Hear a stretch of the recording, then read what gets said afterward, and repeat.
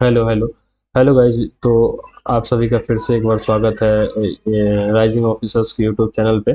हम लोग आज के इस वीडियो में समझेंगे कि जीएस 2 का जो अपना सिलेबस है। पहले वीडियो में हम लोग समझे कि जो यूपीएससी सिविल सर्विसेज एग्जामिनेशन है उसका जीएस 1 है, उसमें हमको उसका जो पेपर है उसका सिलेबस क्या है, सोर्स क्या है, ये सब हमने पिछले वीडियो में समझा। आज के इस वीडियो में हम लोग समझेंगे पेपर 2 यानी सीसैट जो है उसको हम लोग को किस तरह से तैयार करना चाहिए। तो पहले तो बता दें, सीसैट का मतलब होता है civil services aptitude test.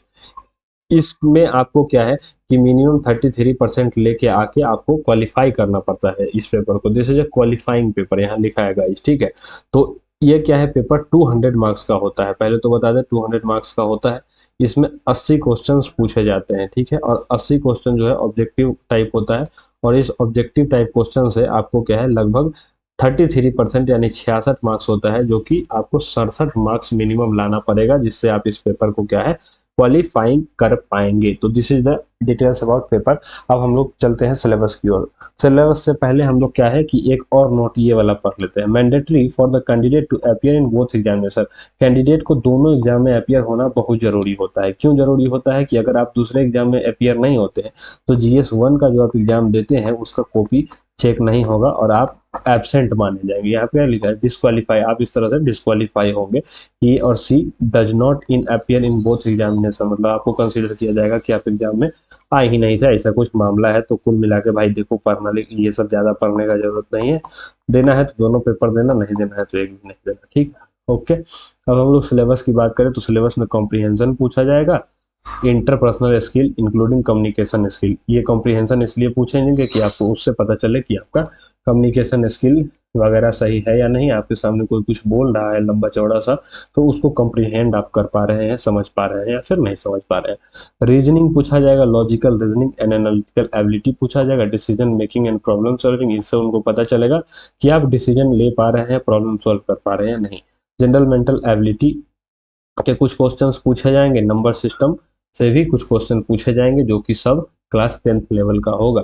Data interpretation से भी क्वेश्चन पूछे जाएंगे जो क्लास 10th लेवल का होगा। ये जो सिलेबस है ये बहुत वेग है, मतलब इनके इनके कहने का मतलब है कि हम तुमको कुल मिला के गधा बना रहे हैं, हम कुछ भी पूछ लेंगे, ठीक है। और ये लोग कुछ भी पूछ ही लेते हैं। तो इसके लिए हम लोग क्या करते हैं, इस चीज को ईजी करने के लिए सिलेबस को तोड़ते हैं अलग अलग पार्ट्स में। तो हम लोग इस तरह से समझेंगे कि क्या क्या सिलेबस है, वो सब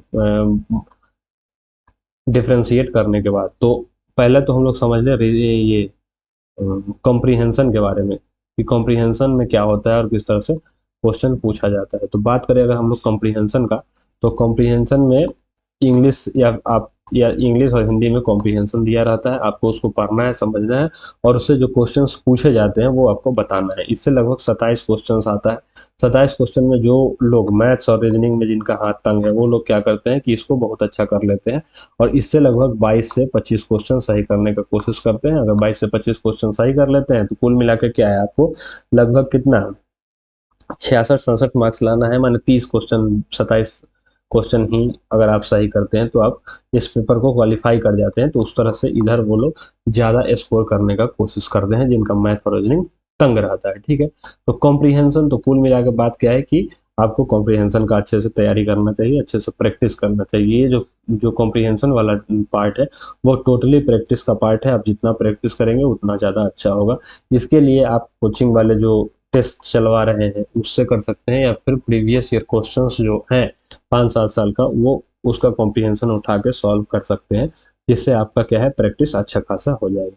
दूसरी बात अगर हम लोग मैथ का करें तो मैथ मेरा थोड़ा ठीक है। ठीक इसलिए है कि थोड़ा बीएससी मैथ से किए हैं और कुछ दिन जनरल एग्जाम का तैयारी वगैरह करने के कारण ये मैथ थोड़ा ठीक ठाक है।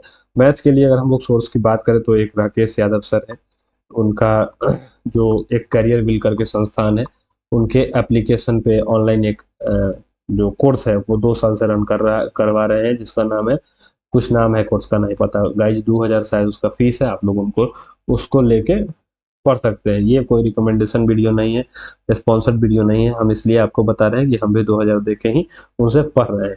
तो इसमें नंबर सिस्टम में डिजिलिटी, यूनिट, डिजिट, ये सब आप लोग पढ़ सकते हैं। इन सब टॉपिक से आपको क्वेश्चन पूछा जाएगा। उसके बाद HCF, LCM, permutation, combination, probability, miscellaneous, percentage, लाभ हानि और डिस्काउंट से रेशियो से क्वेश्चंस पूछे जाएंगे। तो ये एक बाइफरकेटेड, मतलब कि उस वो जो एक सिलेबस दिया है एक सा, जिसमें कुछ क्लियर नहीं दिख रहा है, उसको तोड़ने के बाद, उसको तोड़ने के लिए PYQ का यूज किया गया है प्लस सिलेबस का। ठीक है, सिलेबस प्लस PYQ का जब हम लोग यूज करते हैं तब हम लोग को टॉपिक निकल के पता चलता है। तो इस तरह से हम लोग इसको 10-15 टॉपिक में डिवाइड किए हैं, जो कि ये सब है। ठीक है, अब आप लोग इसको देख सकते हैं, जरूरत के हिसाब से लिख सकते हैं वीडियो को पॉज करके। इसके बाद बात करें तो ये प्रोपोर्शन एज, एज मतलब एज की, अगर आस्था का एज 24 साल है या 25 साल है, ऐसे तो उसका एज 26 साल है। और प्रशांत का एज अगर 45 साल है, तो वो दोनों का एज का डिफरेंस क्या है। उसके पापा का एज मान लो कि 67 साल है, तो वो कितना दिन बड़ा है छोटा है। इस तरह से एज का क्वेश्चन कुछ पूछा जाएगा guys. Mixture and allegation, simple interest, compound interest, average, time and work, python system, time, speed and distance, race, boat and stream, mensuration, इन सब टॉपिक से क्या है लगभग 21 या 22 टॉपिक्स को हम लोग डिवाइड करते हैं। हम नहीं डिवाइड करते हैं, ये राकेश यादव सर जो है उन लोगों ने इसको इस तरह से डिवाइड किया है और इस तरह से पढ़ाया है। तो हम भी इसी तरह से पढ़ने का ट्राई कर रहे हैं, हालांकि आप लोग को भी इसी तरह से डिवाइड करके पढ़ना चाहिए।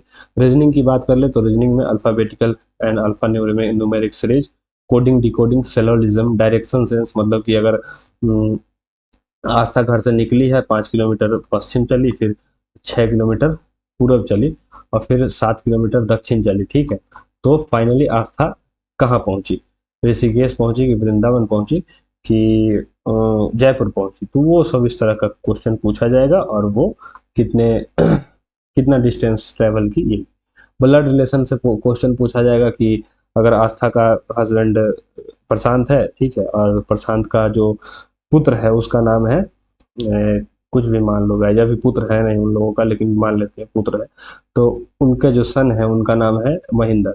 तो इस तरह से आस्था महेंद्र से किस तरह से रिलेटेड है, तो मतलब इस तरह से क्वेश्चंस ब्लड रिलेशन से पूछे जाएंगे। रैंकिंग एंड ऑर्डर, दोबारा ब्लड रिलेशन लिख के हम लोग होशियारी कर दिए गाइस, आप इसको काट दीजिए।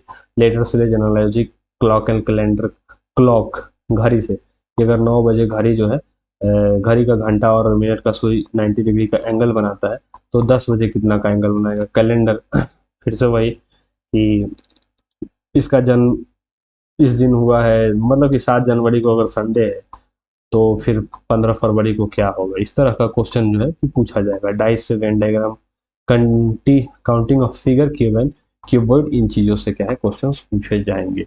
तो कुल मिलाकर क्या है 200 मार्क्स का पेपर होगा, 80 क्वेश्चन आएगा, 33% लेके आना है, विच इज कितना 200 का 33% कितना होता है, 33 गुना 66, 66 मतलब कुछ 68 से 70 मार्क्स आपको लाना पड़ेगा, जिससे आप क्या है कि इस पेपर को क्वालिफाई करेंगे, तभी आपका रिजल्ट बनेगा, मेरिट बनेगा। All the best for prelims 2026 guys.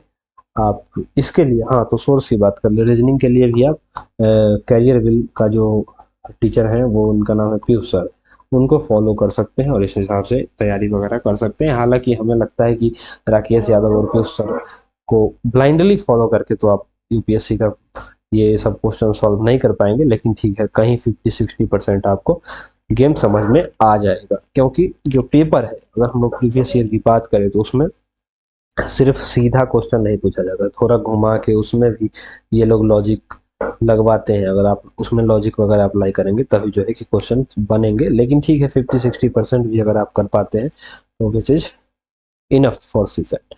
बाकी थैंक यू, मिलते हैं आपसे अगले वीडियो में, बहुत बहुत धन्यवाद।